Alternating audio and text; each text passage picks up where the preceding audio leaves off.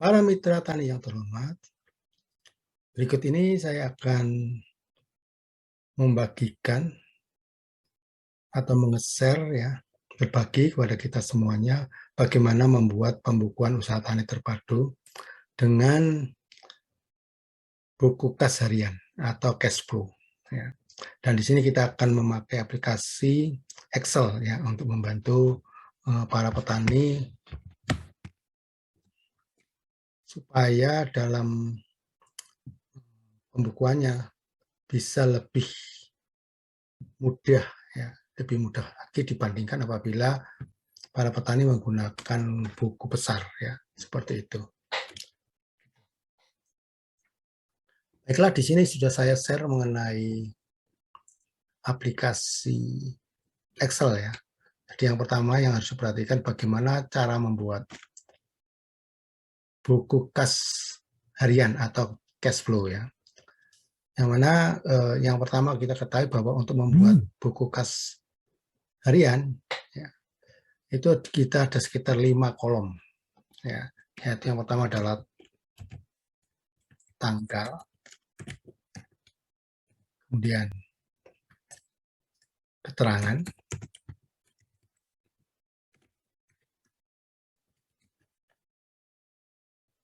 kemudian debit, kredit, dan saldo. Ini adalah model ya dari buku harian atau buku kas harian yang umum ya, terutama pada UKM-UKM ya. Katakanlah itu adalah UKM toko ya, seperti itu ya. Kemudian tetapi kalau di bidang pertanian atau usaha tani ya, ini lebih baik lagi kita adakan modifikasi ya. Yang mana keterangan ini akan saya bagi menjadi uraian yang lebih lengkap, yaitu uraian, jumlah, dan satuan. Itu digunakan untuk kita biasanya kalau membeli katakanlah persediaan itu mesti ada satuannya, terus ada jumlahnya, sehingga akan mempermudah dalam perhitungannya ya. Kebetulan kita kan di sini memakai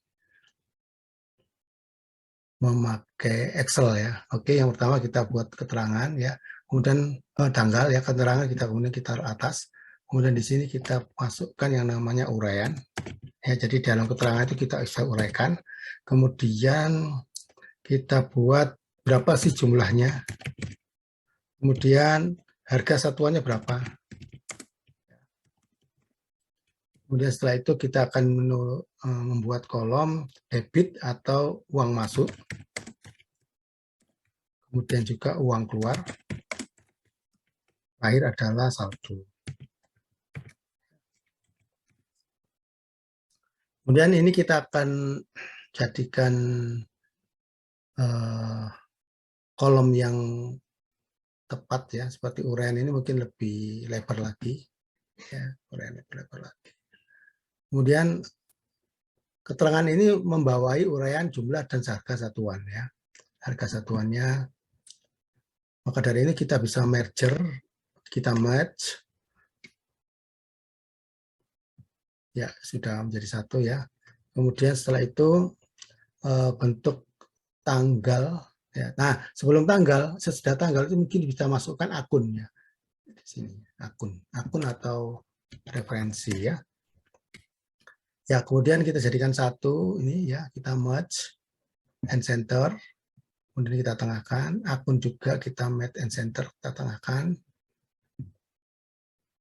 Uraian ini masuk keterangan ya. Kemudian nah ini juga bisa masuk jadi satu, kita merge and center, termasuk uang keluar kita juga merge and centerkan ya, saldo juga demikian. Ya, ini kita sudah bisa membuat kolom-kolomnya ya. Nah, ini alangkah baiknya kolom ini kita buat garisnya supaya kita akan tahu. Katakanlah sampai di sini aja. Nah, di sini ya. Dan kita buat bordernya ya. Kita buat border. Nah, hasilnya seperti ini. Supaya border header daripada tabel ini lebih jelas, maka kita beri warna supaya membedakan dengan apa yang kita akan isi. Katakanlah di sini beri warna coklat ya, seperti itu ya. Nah, di sini kita perlu beri keterangan supaya lebih jelas. Apa keterangannya? Itu adalah kita membuat pembukuan usaha tani ya. Ya, pembukuan usaha tani. Oh, maaf. Di sini ya. Pembukuan usaha. Kemudian baru di bawahnya adalah cash flow ya. Jadi di sini termasuk buku ya. Itu kan pembukuan ya, buku cash flow-nya. Ya, buku aliran kas ya. Aliran kas. Cash flow. Kemudian ini kita jadikan satu supaya sama dengan yang lain. Ya, kita merge. Buku harian juga kita merge. Ya, merge and center. Oke, jadi satu ya. Ini kita beri warna yang mungkin agak beda, yaitu mungkin menjadi biru muda. Ya, seperti ini. Ya. Dan ini bisa kita buat border line-nya juga ya. Kita buat outside border ya supaya kelihatan. Nah, sudah. Ini sudah ada. Ya, biasanya antara jarak ini bisa kita perkecil. Seperti ini. Ini sudah kita dapatkan tabel untuk cash flow ya. Buku harian kas ya. Nah, sekarang kita buat kasus. Kira-kira usaha taninya apa? Sebelumnya ini mungkin bisa ditengahkan. Ya. Nah, seperti itu. Mungkin kasus yang paling mudah buat saya adalah yaitu misalkan pembukuan usaha tani brokoli ya. Ya.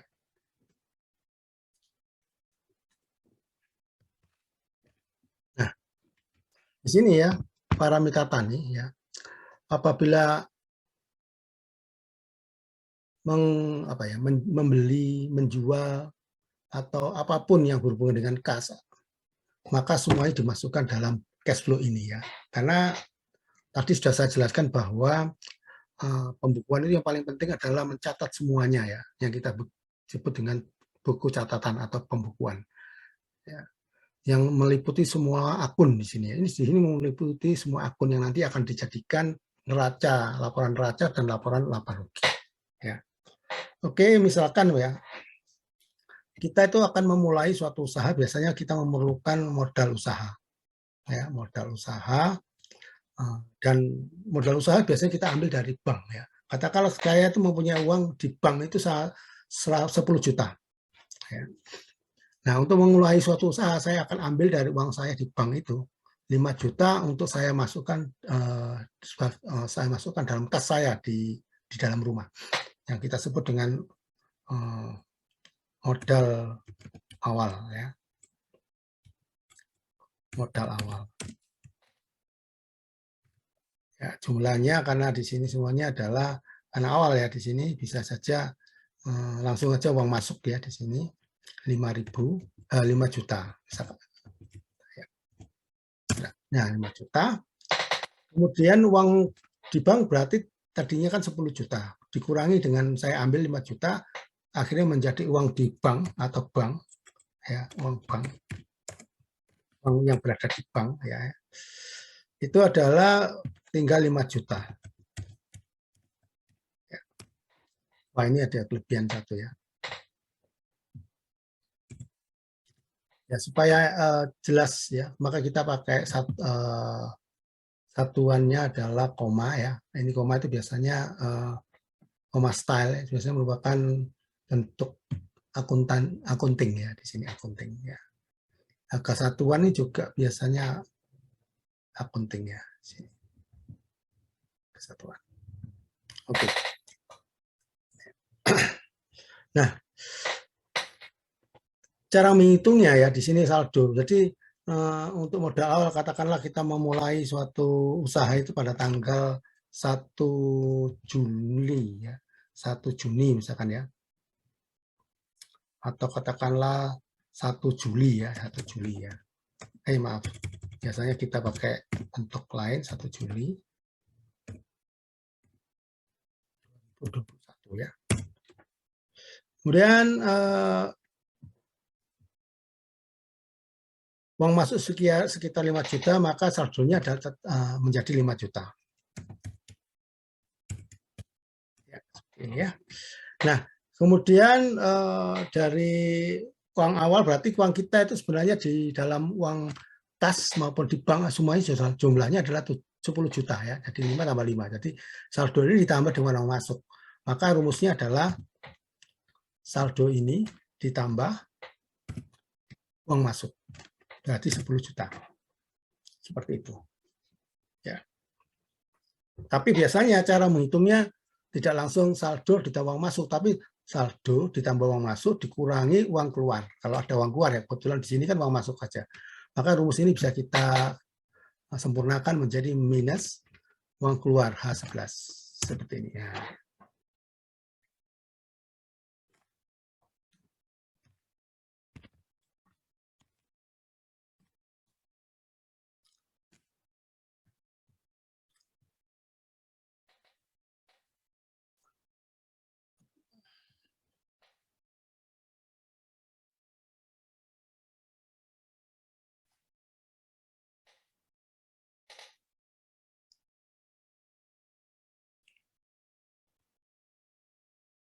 Biasanya petani kalau akan memulai suatu usaha itu dengan mengolah lahan ya. Mengolah lahan salah satu faktor produksinya adalah lahan ya. Lahan itu bisa menggunakan imbalan berupa sewa lahan ya. Jadi apabila petani itu menyewa maka otomatis menggunakan sewa lahan ya. Sewa lahan. Namun apabila petani sudah punya lahan, sewa lahan memang harus dimasukkan sebagai faktor dari penggunaan faktor produksi lahan ya. Katakanlah sewa lahan itu petani mempunyai luasan sebesar 1000 meter persegi ya. Yang mana yang untuk menyewa 1000 meter persegi itu harganya sebesar 400.000. Ya. Nah, di sini tanggalnya tetap ya pakai tanggal 01 bulan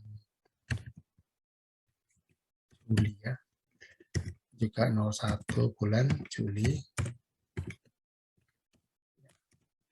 Nah, ini bisa kita gunakan bentuk ya, satuannya pakai yang namanya long day ya. Long date yang panjang. Oke, seperti ini. Jadi 1 Juli 2021 ya.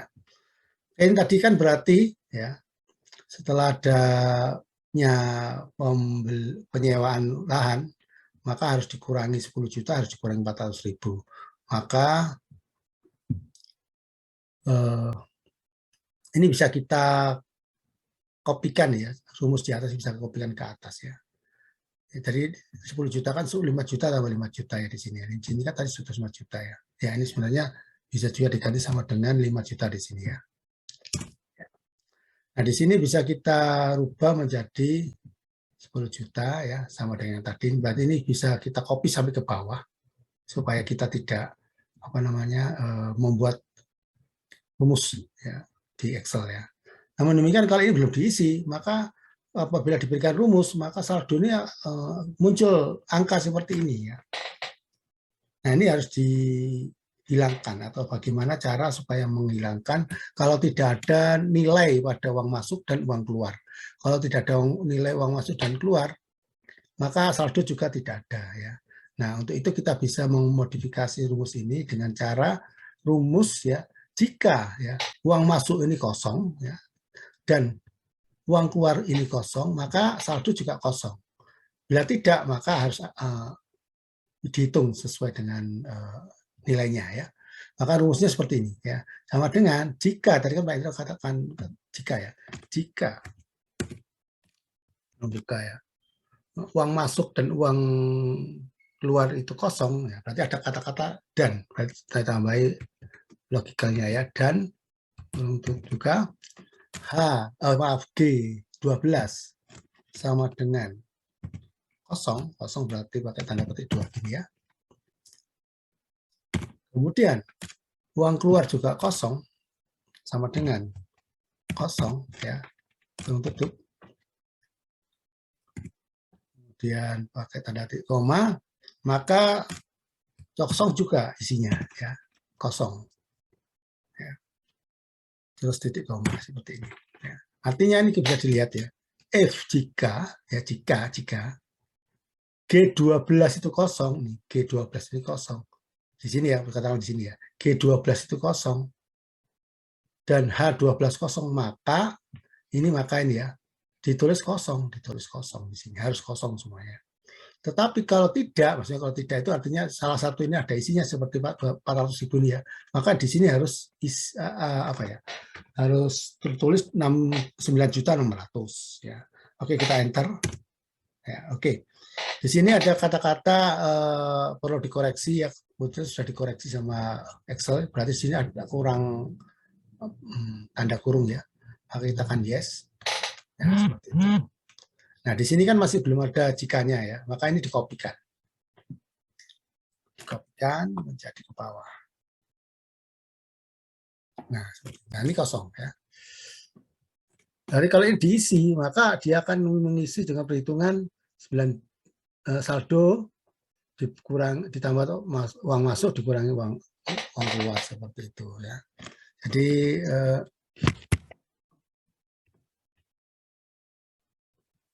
itu adalah perhitungan dari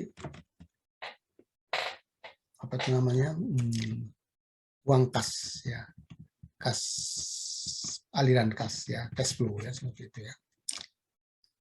Oke, berikut itu kita akan tahu ya, mungkin setelah ada sewa lahan maka diperlukan pembelian pupuk kandang ya. Kita beli pupuk kandang ya, pembelian pupuk kandang ya. Pembelian kandang ya. Oke, berapa yang dibeli ya? Untuk 1.000 meter persegi dibutuhkan pupuk kandang sebanyak 60 karung, maka di sini tulis jumlahnya 60 karung ya, 60 karung, dan satuannya misalkan harganya itu pupuk kandang itu sekitar 9.000, 8.000 ya, 10.000 ya. Oke, sementara kita tulis 9.000 ya. Kemudian dia adalah uang pengeluaran ya. Berarti rumusnya sama dengan di atas ini ya. Rumusnya adalah 60 dikalikan 9.000, berarti sama dengan 60 dikali 9.000. Sama dengan ini ya. Jadi otomatis di sini saldo sudah otomatis berkurang. Ya. Nah, setelah pembeli kandang biasanya kita membayar biaya pengolahan lahan, biasanya secara borongan ya. Jadi kita tulis biaya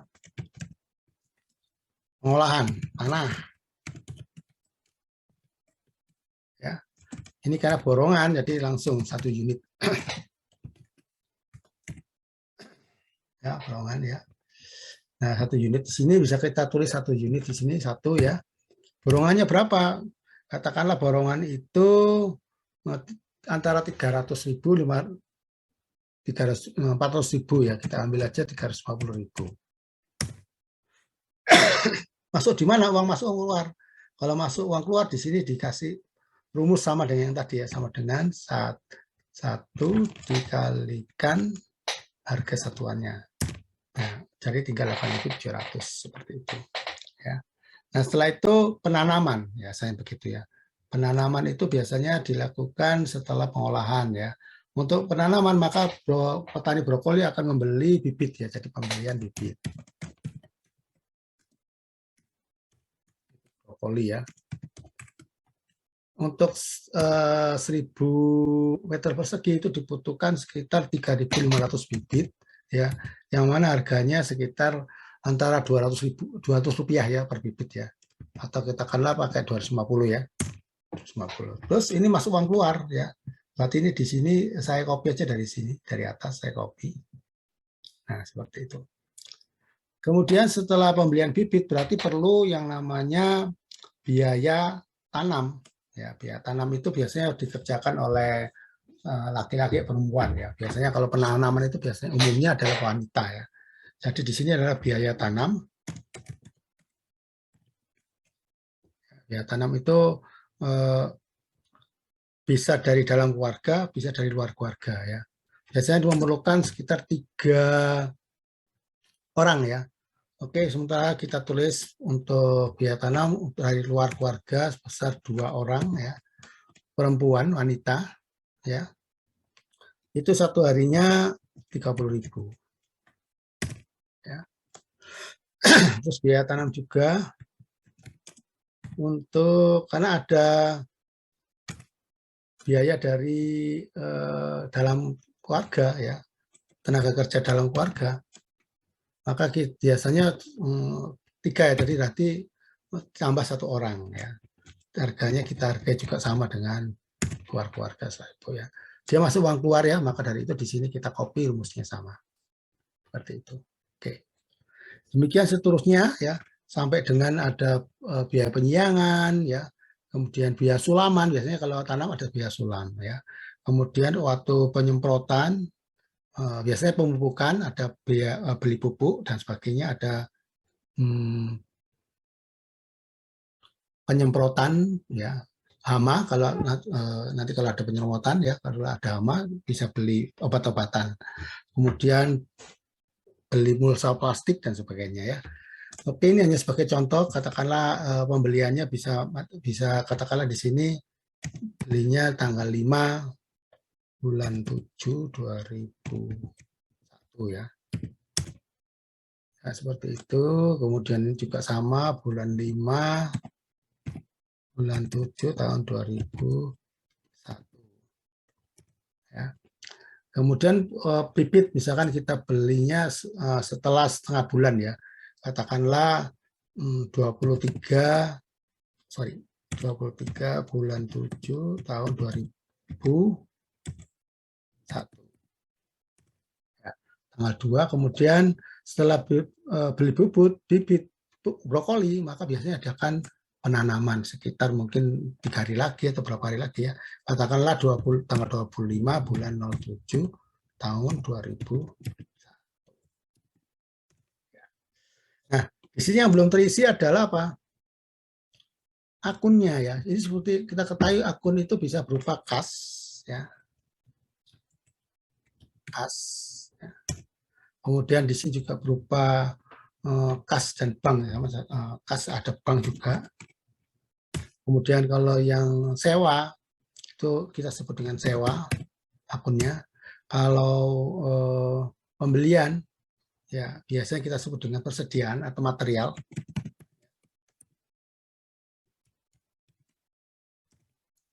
Kita lebarkan.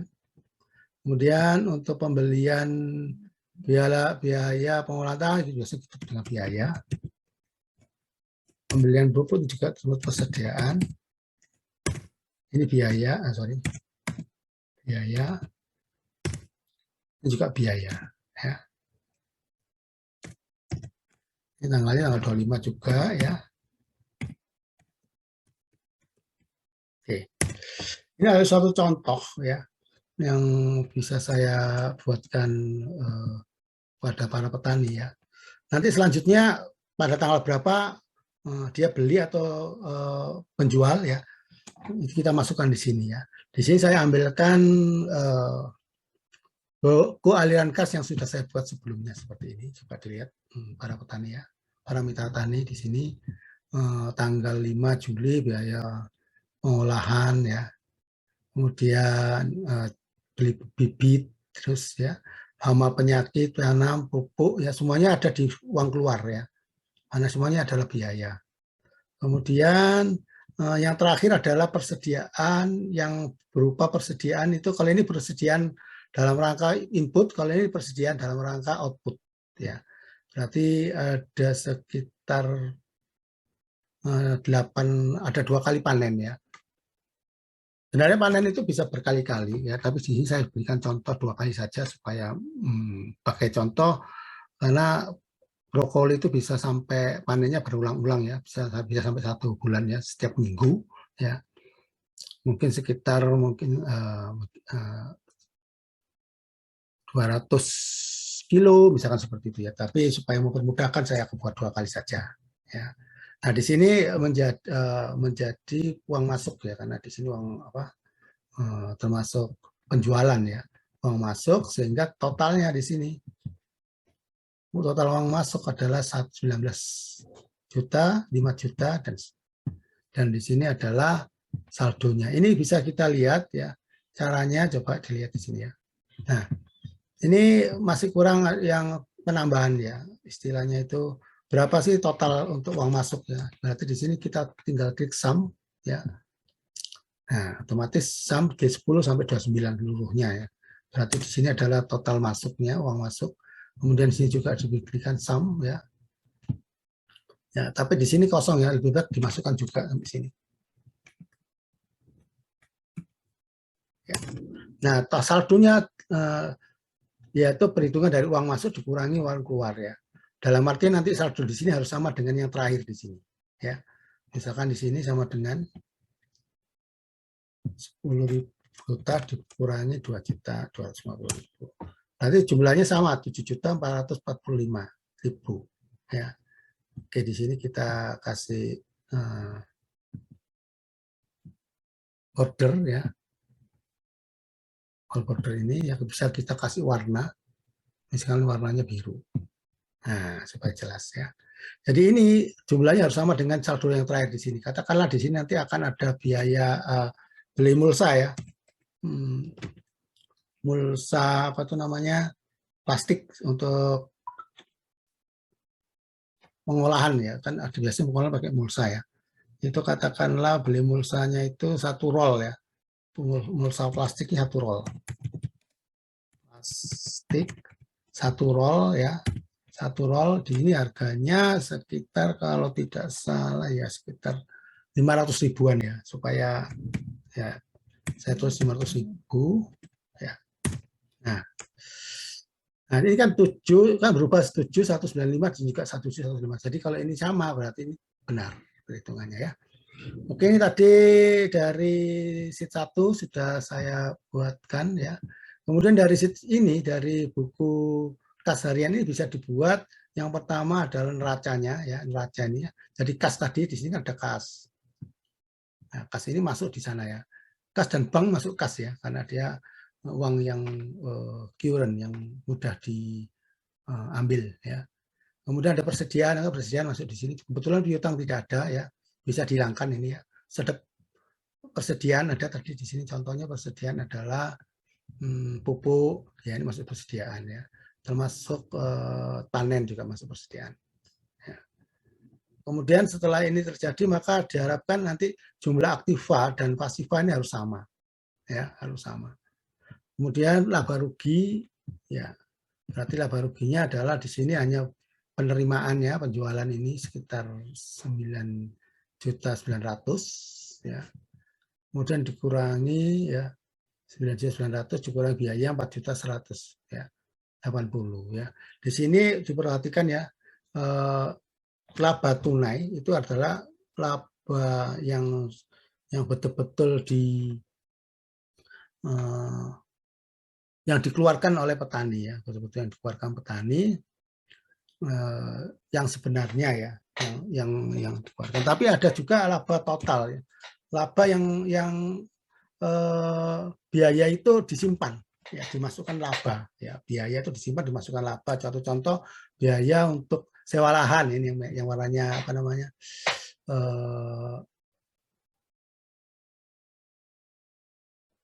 warnanya agak gelap ya, terus biaya tanam dalam keluarga, kan dalam keluarga tidak dikeluarkan ya untuk petaninya ya, dimasukkan, tapi dia masukkan nanti akhirnya akan dimasukkan dalam laba ya, tanam yang DKDK ya, yang DKDK ini juga ya, seperti itu.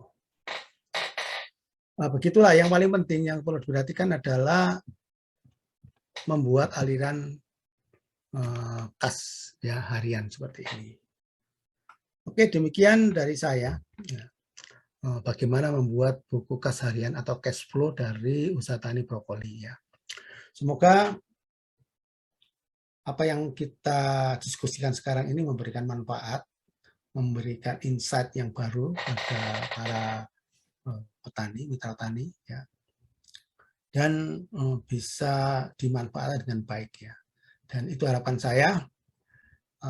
Nanti kita akan ketemu lagi barangkali dengan materi hal-hal yang baru lagi ya. Oke, salam dari saya, salam sehat selalu dan tetap semangat. Dan akhir kata, sampai jumpa lagi ya. Assalamualaikum warahmatullahi wabarakatuh.